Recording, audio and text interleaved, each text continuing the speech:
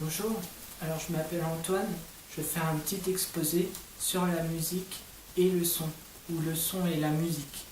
Alors je vais parler des cordes vocales, ensuite je vais parler de la production du son, comment il se produit, ensuite je vais parler du son en lui-même, et enfin je vais finir par le vibrato. Alors, les cordes vocales, ça vient du grec qui veut dire boyau. Donc c'est bien des choses naturelles qui viennent du corps. C'est un épaississement musculo-membraneux du larynx formant une paire de replis qui limitent entre eux la glotte et constituant l'organe de phonation. Alors, il s'agit de l'aryténoïde qui bouge tandis que les cordes vocales elles ne bougent pas.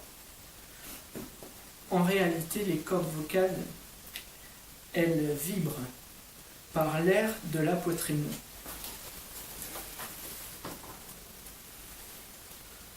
Ça ressemble à ça, en fait, des cordes vocales. Voilà, comme ça.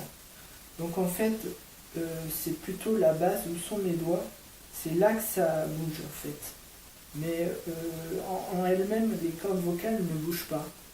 C'est le vent de la poitrine en fait qui les fait vibrer en fait.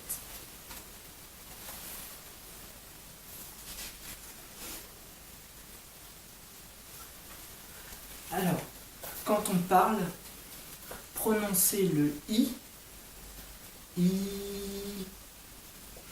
eh bien cette voyelle est autour de 3000 Hz. Le A, lui, est autour de 1400 Hz. Alors, les cordes vocales ne vibrent pas aux mêmes fréquences. Quand on chante, le Do, lui, alors, Do, Ré, Mi, Fa, Sol, La, Si, Do, Le Do est à une fréquence de 264 Hz. Le Sol, Ré, Mi, Fa, Sol, Sol, est à 396 Hz. C'est très précis, c'est vraiment un chiffre qui est auprès de la réalité. Chaque note du solfège est à une fréquence particulière. Il y a 7 notes. Notre ouïe, alors nos oreilles, n'entendent pas toutes les fréquences, mais évidemment sensibles aux notes de musique qu'elles perçoivent très très bien. Les animaux, les chiens notamment, ont la capacité d'entendre certaines fréquences que nous ne sommes pas capables. Et il paraît même que les jeunes, par rapport à notre âge, les jeunes, eux aussi, entendent des fréquences que quand on vieillit, on n'entend pas. Maintenant, la spatialisation du son. Donc, c'est les cordes vocales qui vibrent. Pourtant, le son a besoin d'un endroit de résonance. Donc, quand on parle ou quand on chante, le son se déplace dans le palais. C'est en fait un lieu finalement où les sons se répercutent et en ouvrant la bouche un petit peu, évidemment ça sort, le son sort. Par exemple le i, quand on dit i, ben on sent que c'est dans le palais, qu'il y a une contraction de la langue et que c'est bien à l'intérieur finalement. C'est le a maintenant. A. Là, le a pour le coup fait vraiment ouvrir la bouche et c'est pas totalement le même endroit. Le son O est à l'avant de la bouche.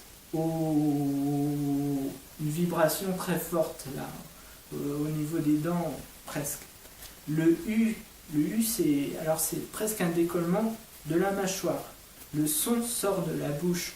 U. Donc ça c'est des éléments que peuvent travailler les chanteurs, par exemple. Hein, la façon de prononcer un son, c'est important pour faire résonner, pour faire sonner quelque chose. Il y a d'autres cavités de résonance. Évidemment, j'ai parlé du palais.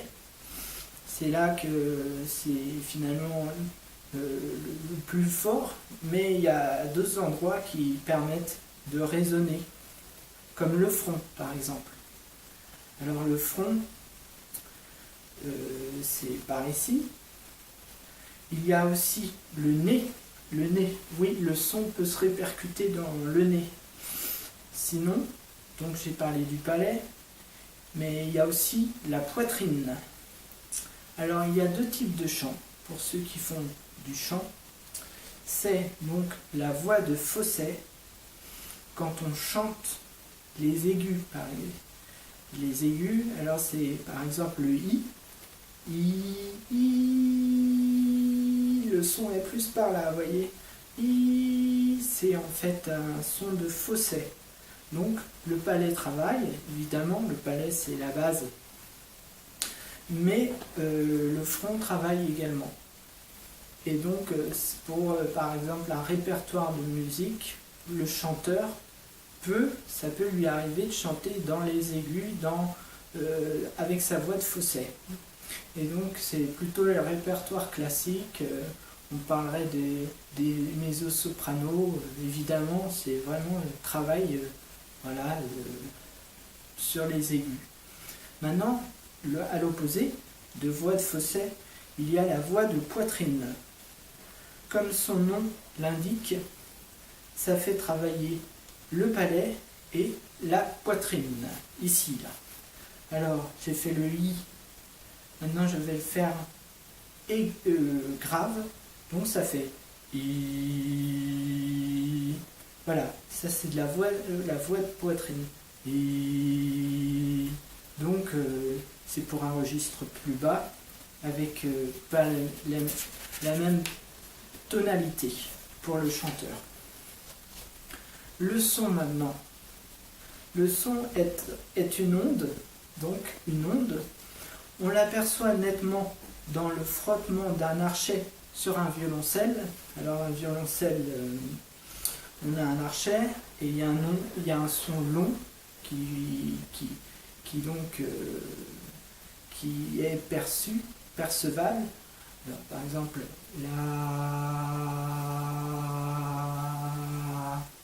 voilà, ça dure un temps.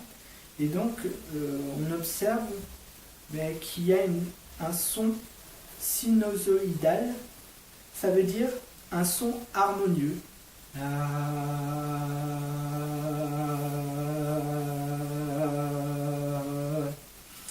Alors, si on fait une représentation graphique, on verrait sur l'oscillogramme que ça monte, ça descend de façon harmonieuse. Le tableau là, par exemple, ça montre un son harmonieux. Ça monte, ça descend, ça monte, ça descend. C'est pas en chute, c'est pas en bosse, c'est pas en cabossure. C'est un son harmonieux. Donc, une note jouée, ce n'est pas pareil que un coup de tonnerre, une déchirure de drap. Une note jouée de solfège, c'est donc un son harmonieux qui décrit un équilibre, comme le diagramme montre. Maintenant, je vais parler, et c'est le dernier point, qui est important aussi pour les musiciens, il s'agit du vibrato. Le rôle du musicien est souvent d'insister sur une note. Soit il tient la note et la traumatise la corde, par exemple, pour un guitariste. Alors il va faire un petit mouvement de doigt qui va faire en fait donc travailler le son par le biais de la corde qui est pincée. Et donc, il va jouer justement sur des ondulations harmonieuses. Et c'est un effet de style du musicien. Ça existe aussi chez les chanteurs aussi, qui arrivent à développer un son avec des fréquences harmonieuses. Enfin, c'est ce genre de choses. Un vibrato pour le chanteur, évidemment, c'est un travail. Ça vient avec des années, ça vient pas comme ça. Et des fois, il y a des vibratos pertinents et des vibratos qui sont pas intéressants. Ça renvoie en fait à la culture musicale du moment. Donc le vibrato n'est pas à confondre avec la résonance. La résonance est un phénomène naturel. Le vibrato, lui, est un effet de musicien. Plus le musicien est vieux, expérimenté, plus il a une facilité à montrer une belle note dans son jeu ou dans son improvisation. Donc voilà, c'était un petit résumé de la voix et le son, comment ça va l'un vers l'autre. Et donc, je vous remercie de m'avoir écouté. J'espère que ça vous a intéressé. Peut-être que ça vous donnera envie d'écouter une seconde leçon. Sinon, on peut discuter de ce que j'ai dit une fois, comme ça.